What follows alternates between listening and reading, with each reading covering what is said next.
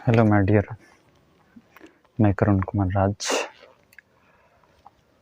आज का सूर्योदय नए वर्ष का पैगाम लाया है। आज का सूर्योदय नए वर्ष का पैगाम लाया है। रब से मांगू मैं सबके लिए यही दुआएं। रब से मांगू मैं सबके लिए यही दुआएं। इस वर्ष की मेहनत आपके लिए नई मुकाम लाए। इस वर्ष की मेहनत आपके लिए नई मुकाम लाए। चलिए फ्रेंड्स, हम बात करेंगे आज आरआरसी ग्रुप डी, जो बहुत बड़ी वैकेंसी है। इनमें आपका भी एक सीट पक्की हो, इसके लिए हम फिजिक्स के न्यूमेरिकल्स आंकिक प्रश्न के टॉपिक पे चर्चा करेंगे। आज आपका टॉपिक है मोशन, गति। इससे जितने भी संबंधित आपका क्वेश्चन आएंगे न्यूमेरिकल्स आंकिक प्रश्न, वे सारे प्रश्न आपसे बने। इसके लिए यह वीडियो आपके लिए बहुत ही उपयोगी होंगे। तो गति में आपको दो टॉपिक पढ़ना पड़ता है। पहला है जब वस्तु की एक समान गति हो। जब वस्तु एक समान गति में हो तो देखिए क्या क्या हो सकता है। पहला है आपका s बराबर vt। s दूरी है, v चाल और t समय। t क्या है? समय। यदि आपको दूरी दिया हुआ है और चाल दिया हुआ है तो इस सूत्र के माध्यम से आप समय ज्ञात कर सकते हैं। यदि आपको समय दिया हुआ है और चाल दिया हुआ है तो इस सूत्र के माध्यम से आप दूरी ज्ञात कर सकते हैं। नेक्स्ट है आपका औसत चाल। भी एवरेज को बोला जाता है औसत चाल, इसको बोला जाता है औसत चाल। और एस टोटल मतलब हुआ, एस टोटल मतलब कुल दूरी, कुल दूरी, और टी आपका समय है। तो कहने का मतलब यदि दूरी अलग अलग करके दिया हो और समय अलग अलग करके दिया है तो आप इस सूत्र के माध्यम से भी एवरेज बराबर एस टोटल बट्टा टी से ज्ञात कर सकते हैं औसत चाल। ये दोनों आपका बहुत ही इम्पोर्टेंट है। नेक्स्ट आते हैं हम इस टॉपिक पे, जब वस्तु एक समान त्वरण से गतिमान हो। जब वस्तु एक समान त्वरण से गतिमान हो तो देखिए यहाँ पे आपको 5 सूत्र बताया गया है। इन 5 सूत्रों को हम एक एक करके डिटेल्स करेंगे। सबसे पहला सूत्र है आपका a बराबर v माइनस यू बट्टा टी। जहाँ आपका a त्वरण, जहाँ आपका a त्वरण, v अंतिम वेग और u आपका प्रारंभिक वेग, t समय है। t क्या है? समय है। तो सबसे पहले हम जानेंगे त्वरण क्या चीज़ होते हैं। त्वरण देखिए, वेग में परिवर्तन की दर को त्वरण कहते हैं। जब मान के रखिए कोई गाड़ी चलते हैं, उसका चाल मान के रखिए पहले 5 मीटर पर सेकंड है, कुछ समय के बाद वो 10 मीटर पर सेकंड होते हैं। तो कुछ समय के बाद जो चाल में परिवर्तन हुआ है, इसी चाल में परिवर्तन की दर को क्या कहते हैं? त्वरण। तो यदि हमें प्रारंभिक वेग मालूम हो और अंतिम वेग मालूम हो तथा दोनों के बीच का समय मालूम हो तो हम क्या ज्ञात कर सकते हैं? त्वरण, एक्सेलरेशन ज्ञात कर सकते हैं। इस सूत्र को आपको याद रखना है। ए बराबर सूत्र होता है v माइनस यू बट्टा टी। नेक्स्ट आते हैं हम, अगला सूत्र है v बराबर u plus A T. v बराबर u प्लस ए टी। तो देखिए v आपका वही हो गया अंतिम वेग, ठीक। u आपका है प्रारंभिक वेग और a आपका त्वरण है और t आपका समय है।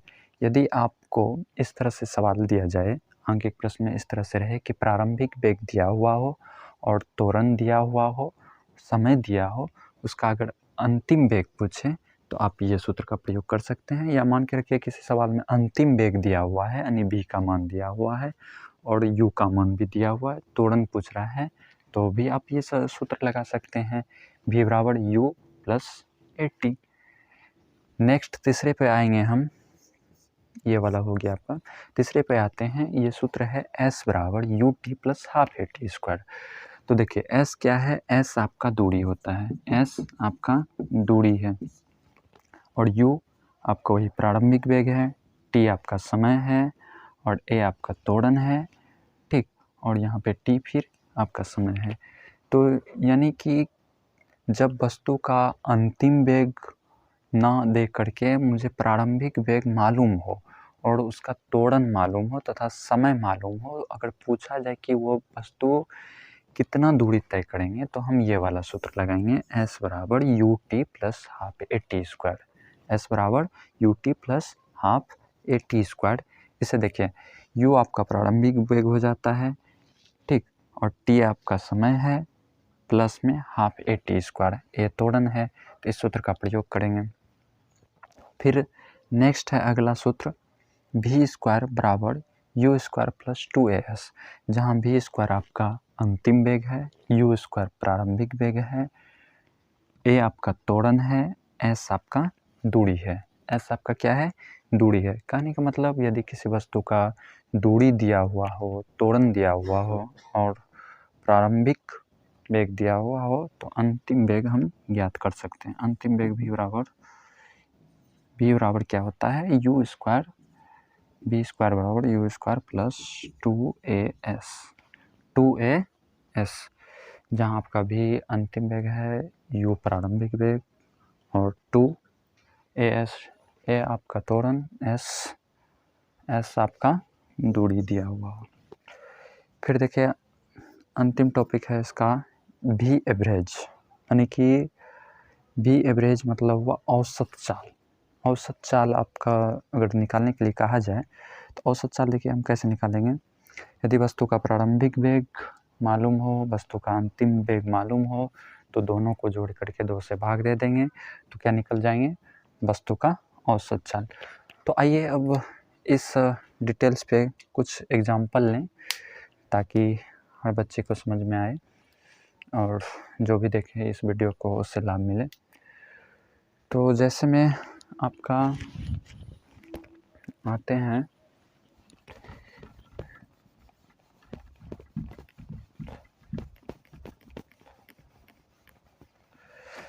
मान के रखिए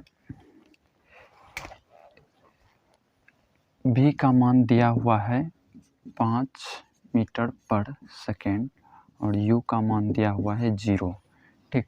t का मान दिया है 2 सेकेंड।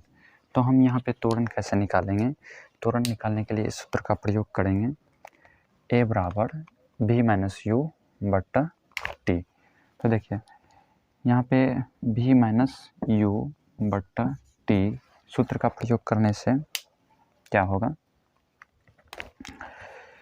तो v का मान दिया हुआ है आपका 5 मीटर पर सेकेंड माइनस u का मान 0 मीटर पर सेकेंड, इसको कह सकते हैं मीटर पर सेकेंड में है, ठीक, बट्टा में 2 सेकेंड। तो 0 में 5 में 0 घटेगा, कोई फर्क नहीं, 5 मीटर पर सेकेंड ही रह जाएंगे, और बट्टा में 2 सेकेंड। तो देखिए इसका हो जाएगा 2.5 मीटर पर सेकेंड स्क्वायर। ये ऊपर ये नीचे आएंगे तो क्या हो जाएंगे, वर्ग के रूप में आ जाएंगे। ये हो गया आपका त्वरण। ठीक इसी प्रकार से नेक्स्ट सूत्र देखते हैं। यदि प्रारंभिक वेग इसका मालूम करना हो, अंतिम प्रारंभिक वेग दिया हुआ हो, अंतिम वेग मालूम करना हो और त्वरण ज्ञात हो, तो हम कर सकते हैं v बराबर u प्लस AT।